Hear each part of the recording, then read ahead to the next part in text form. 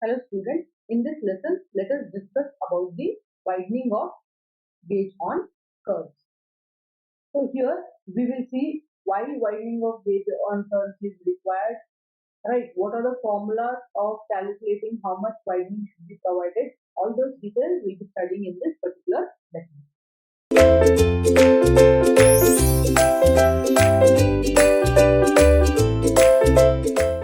So to get started with, let us first see the actual definition of widening of gauge on curve.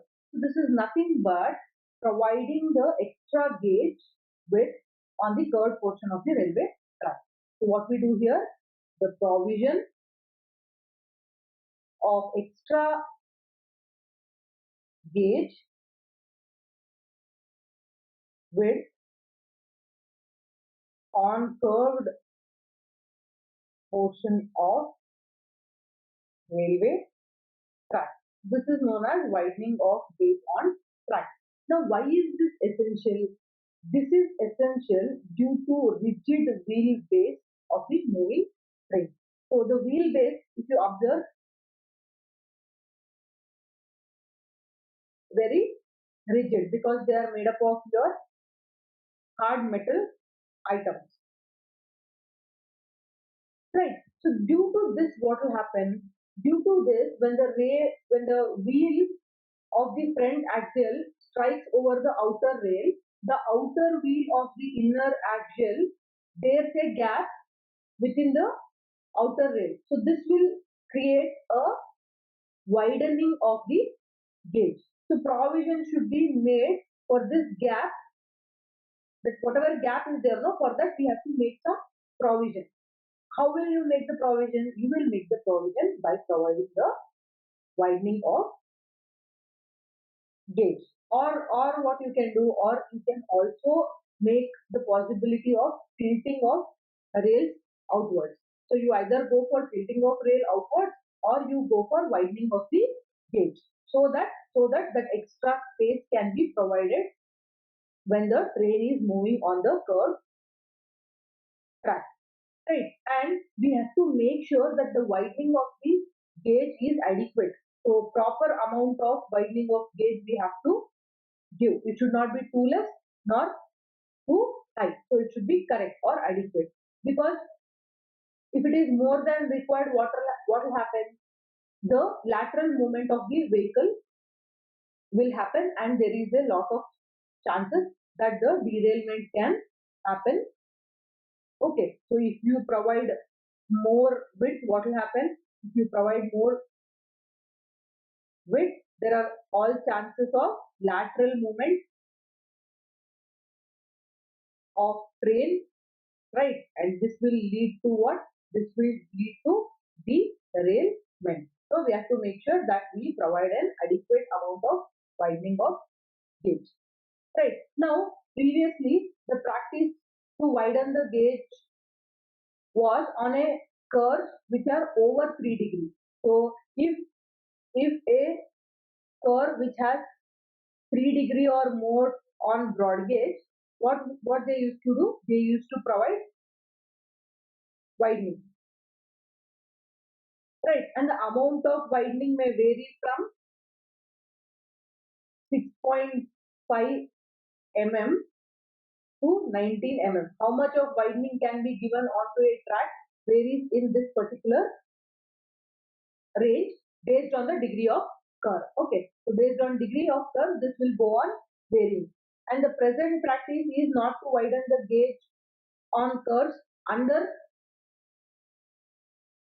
4.5 degree in case of broad gauge. This is the old practice. Now this is the new or the current practice. Why? Because the equipments have provided the widening in unnecessary or flatter curves.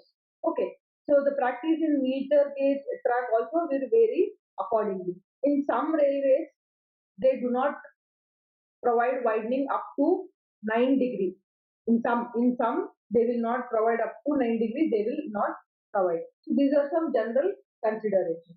Now there are various formulas that are available for calculating how much of widening we have to give onto a crack.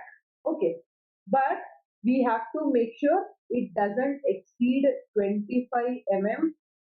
If it is broad gauge of 1676 mm, right, and both on 1676 and 1435, and it should not exceed 16 mm on the meter gauge. Meter gauge is nothing but how much? 1000 mm. Right. These are some standard values. We should not exceed. I will write it as not exceed so that you can remember. Now, there are two rules through which you can find the widening of gauge on the curve. Two rules or two formulas you can say. Now, let us see one by one what are those. So, this is all the details about the widening. Now, we'll see the formulas related to it. The first one is the rule 1. In this, how will you calculate the widening of gauge? Is by a formula. So what does that formula say? D is equal to capital V plus L whole square into 125 by R. Now here, what are all these values are important because you might get problems on widening of gauges. So D is what? The extra width of gauge which we have to provide. Okay, this is in mm. Then capital B is the base width of wheel, or what we can tell it as rigid wheel base. Now this is in meters. You have to substitute in this formula. This you have to substitute in meters. Very important, right? L, capital L is nothing but lap of flange. Again, this is in meters. Now there is a formula to find the lap of flange. The formula says L is equal to 2 under root capital D plus small h into h. Here your capital D is diameter of wheels in meters, in mm, and your capital H is what? Your depth of wheel flange below rail. How much depth it is going, that value is the small h. This is in again mm.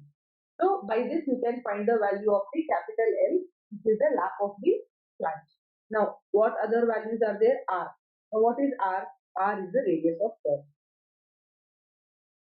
Radius of curve in meters. So if radius of curve is not given, how will you find it? 1746.5 by theta. This theta is what? Degree of curve. Right. So this is one of the formula for finding the widening of gauge on the curve, or one of the rules. Now let us see what is the second rule. I will call this as rule 2. In rule 2, what we have to do is we have to multiply half the wheelbase. What is wheelbase? Wheelbase is 2. Half the wheelbase is telling. So wheelbase is capital V. Half the wheelbase is nothing but your by 2. Right. So I will put it in boxes so that it is not confusing. So this should be multiplied by the lap of flange. Lap of flange. So what is the lap of flange? Lap of flange is the capital L. And then what we have to do, we have to divide this entire term by radius of curve. Radius of curve. It is radius of curve, capital R, plus half the gauge. Half is nothing but what? Again, by 2 the gauge. Again, this depends upon whether it is broad gauge, meter gauge, or narrow gauge. So I'll write it as BG, MG, or NG. Now, after this, this entire value should be multiplied by 3000. Once you do the entire process, you will get the extra widening of gauge in mm. So if you want to write it in short, it is what? B by 2 into L, half the wheelbase by lap of flange, and then divide this by radius plus half the gauge. Suppose we are taking broad gauge, by this should be multiplied by 3000. So this is how you can calculate the widening of gauge on the curve. So either use rule 1 or use rule 2 to calculate. Okay. Normally, so the amount of widening, how much of widening we should give, that will depend upon so many factors. Right. The first one is the radius of curve. How much is the radius of the curve on which your widening has to be provided? That we have to see what are these factors that are influencing the widening of curve. So first one is radius of curve. The second one is what? What gauge is the curve? That is the second one. Third one, how much rigid the wheelbase are. That also is very important. So these are the main three factors on which your widening of gauges on curve is done. So this is all about the widening of gauge. Hope you have understood every concept of it. So in further classes, we will also see a problem on calculating how much widening of gauge we have to give based on these two rules. Okay, thank you.